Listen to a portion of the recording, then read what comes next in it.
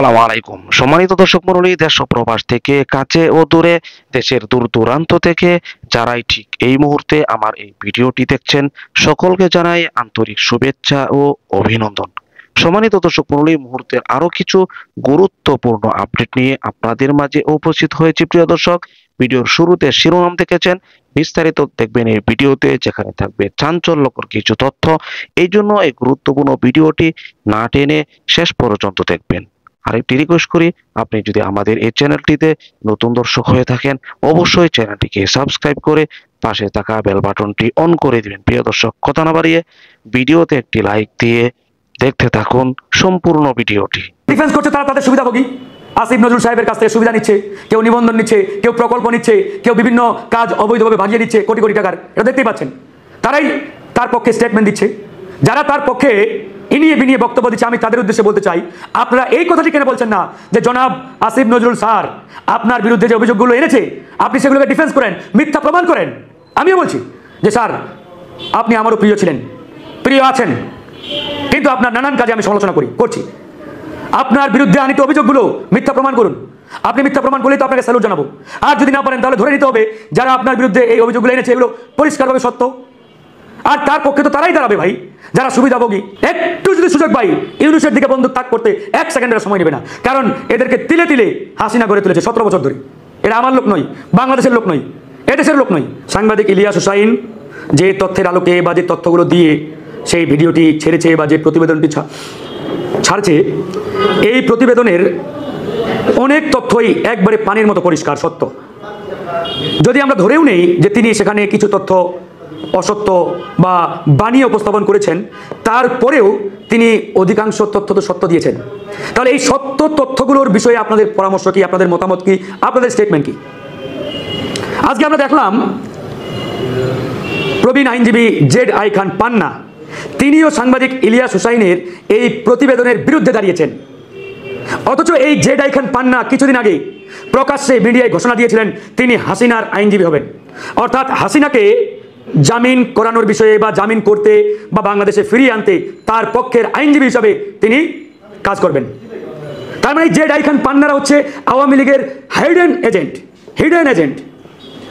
আর আজকে আমরা অবাক হয়ে দেখছি ইলিয়াস হুসাইন যে তথ্য দিয়েছে যে ভারতীয় এদেশীয় রয়ের এজেন্টরা তারা একে অপরের পক্ষে শক্তিশালীভাবে দাঁড়াচ্ছে, স্ট্যান্ড নিচ্ছে। কোইন্সিডেন্টলি আপনারা যদি চিন্তা করেন জেড আই খান পান্নার আজকের এই স্টেটমেন্ট বা বক্তব্যের মাধ্যমে সেটি পানির মতো পরিষ্কার। অর্থাৎ ভারতের যে সকল এজেন্ট বাংলাদেশে রয়েছে, এক এজেন্ট আরেক এজেন্টকে রক্ষায় তারা তার পাশে দাঁড়াচ্ছে, তার পক্ষে দাঁড়াচ্ছে। তা না হলে জেড আই খান পান্না আমরা দেখলাম এই সরকারের একজন উপদেষ্টার পক্ষে আজকে স্টেটমেন্ট দিচ্ছেন, যে উপদেষ্টার বিরুদ্ধে সাংবাদিক ইলিয়াস কিছু অথেন্টিক প্রমাণসহ বক্তব্য হাজির করেছেন। এই জেড আই খান পান্না 4 দিন আগেও কিন্তু এই সরকারের বিরুদ্ধে ব্যাপক হুমকি ধামকি অবস্থান স্টেটমেন্ট, এই সরকার অবৈধ, এটা সেটা ইত্যাদি বলেছেন। তো আজকে কি এমন বিষয় সামনে আসলো বা তিনি কি এমন ওহি পাইলেন যে ওহির কারণে তিনি হুট করে এই সরকারের পক্ষে কথা বলছেন? তার মানে এই সরকারের একজন উপদেষ্টার পক্ষে কথা বলা মানে এই সরকারের পক্ষেই তো বলা প্রকারান্তরে। তার মানে বুঝতে হবে ভারতীয় এজেন্টরা এক এজেন্ট আরেক এজেন্টকে রক্ষায় বাঁচানোর জন্য তারা প্রতিনিয়ত চেষ্টা করে কাজ করে তাদের পক্ষে দাঁড়ায়। আজকে সাংবাদিক ইলিয়াস তার সমালোচনা যারা করছেন, হ্যাঁ তার আলোচনা থাকবেই, তার যে বক্তব্য ভিডিও বার্তা ইত্যাদি সেগুলো শতভাগ সত্য, এটা আমি বলছি না, কিন্তু তিনি যে কয় পার্সেন্ট সত্য উপস্থাপন করেছেন সেই কয় পার্সেন্ট সত্যের বিষয়ে আপনার অবস্থান কি, আপনার জাস্টিফিকেশন কি, সেগুলোকে উড়িয়ে দিতে পারবেন? আজকে বৈষম্য বিরোধী আন্দোলনের সমন্বয়করা পরিষ্কারভাবে বলছে গত 5ই আগস্টে ক্যান্টনমেন্টে যে বৈঠক হয়েছে সেই বৈঠকে তারা ছিলেন না, তারা যান নাই, এবং তারা প্রকাশ্যে ঘোষণা দিয়েছিলেন যে আমাদের ফাইসালা হবে রাজপথ থেকে, ঢাকা ইউনিভার্সিটির ক্যাম্পাস থেকে, কোনো ক্যান্টনমেন্ট থেকে আমরা কোনো সিদ্ধান্ত মানব না। এখনও তাদের বক্তব্যগুলো আছে। কিছুক্ষণ আগে জাহিদ হাসান অন্যতম সমন্বয়ক তার ফেসবুক পোস্ট করলাম, যে 3 জন ছাত্রকে সমন্বয়ক পরিচয় দিয়ে আসিফ নজরুল সাহেব সেদিন বঙ্গভবনে নিয়ে গিয়েছিলেন, সেই 3 জনের একজনও বৈষম্য বিরোধী আন্দোলনের লিডার নন বা সমন্বয়ক নন। তাহলে আসিফ নজরুল সাহেব কেন তাদেরকে সমন্বয়ক পরিচয়ে বঙ্গভবনে নিয়ে গেলেন? তিনি তাদের চিনতেন না? ওই 3 জনের একজন বর্তমান গণ অধিকার পরিষদ নুরুল হক নূরের অনুসারী এবং তার দলের অন্যতম সংগঠক নেতা। তো এরকম একজন নেতাকেও মানে যে মূল রাজনীতি করে তাকেও ছাত্র পরিচয় সেখানে নিয়ে যাওয়া হয়েছে, আরেকজন নারীকে নিয়ে যাওয়া হয়েছে, তাকে কেউ চিনেই না। তো এরকম যাদেরকে পরিচয় দিয়ে নিয়ে যাওয়া হয়েছে তারা কেউই ছাত্রদের প্রতিনিধি ছিলেন না। আসিফ নজরুল সাহেবের যে বক্তব্য বঙ্গভবনে সেদিন সন্ধ্যাবেলায়, তার দুই পাশে তারা দাঁড়িয়ে আছে, ভিডিও ছবি এখনো আছে। আসিফ নজরুল সাহেব তখন কেন তাদেরকে পাশে রেখে বক্তব্য দিলেন? তিনিও ছিলেন তাদের, জানেন। তো এখান থেকে তো পরিষ্কার যে এটি বড় ধরনের একটি রহস্যময় ঘটনা সেদিন ঘটেছে। আর আজকে আমরা এই যে বিপ্লবী সরকারের জন্য লড়াই করলাম, সংগ্রাম করলাম, 2000 মানুষ জীবন দিলেন, শহীদ হলেন একটা বিপ্লবী সরকারের জন্য। তারা বিপ্লব করেছে, আমরা বিপ্লব করেছি, কিন্তু বিপ্লবী সরকার গঠন করতে দেওয়া হয় নাই পরিকল্পিতভাবে, একবারেই পরিকল্পিতভাবে। ভারতীয় পরিকল্পনায়, ভারতীয় প্রেসক্রিপশনে বিপ্লবী সরকার না করে হাসিনার রেখে যাওয়া সংবিধান অনুযায়ী অন্তর্বর্তীকালীন সরকার গঠন করা হয়েছে। যারা সেই মিটিংয়ে ক্যান্টনমেন্টে উপস্থিত ছিলেন, আপনারা জানতেন না যে এই সংবিধান অনুযায়ী অন্তর্বর্তীকালীন সরকার মানে হাসিনার ফরম্যাটে সরকার হবে? আমরা এটা কেন মানব? কেন আপনি অ্যাকসেপ্ট করলেন? ওয়াই? আপনাদের কে পারমিশন দিয়েছিল? কে অনুমোদন দিল? আমরা কি এই হাসিনার সংবিধান মানার জন্য রক্ত দিলাম, জীবন দিলাম? 2000 মানুষ জীবন দিল কি হাসিনার এই ফ্যাসিবাদী সংবিধান রক্ষার জন্য? সাধারণ পাবলিক এগুলো না বুঝলে আমরা ঠিকই বুঝি, আমরা ঠিকই জানি, রাজনৈতিক মহল জানি। সেই ক্যান্টনমেন্টে ভারত থেকে প্রেসক্রিপশন সাপ্লাই দেওয়া হলো, যা কিছু হবে হাসিনার ফরম্যাটেই হবে, এবং উপদেষ্টা পরিষদে হাসিনা এবং আওয়ামী লীগ অনুসারীরা যাতে বেশি পরিমাণে জায়গা পায়, ভারতীয় ব্লকের বুদ্ধিজীবীরা যাতে বেশি জায়গা পায়, আজকে সেটাই তারা বাস্তবায়ন করছে। দেখেন উপদেষ্টা পরিষদ যারা আছে তারা অধিকাংশ ভারতপন্থী কিনা? ইউনূস স্যার বাদে অধিকাংশকে নিয়ে সবাই একমত যে তারা ইন্ডিয়ান লাইনের। তাহলে এটাকে আমরা চেয়েছিলাম, এটা কারা করলো? ছাত্ররা করেছে? নো, আমরা করেছি না, তারাই করেছে।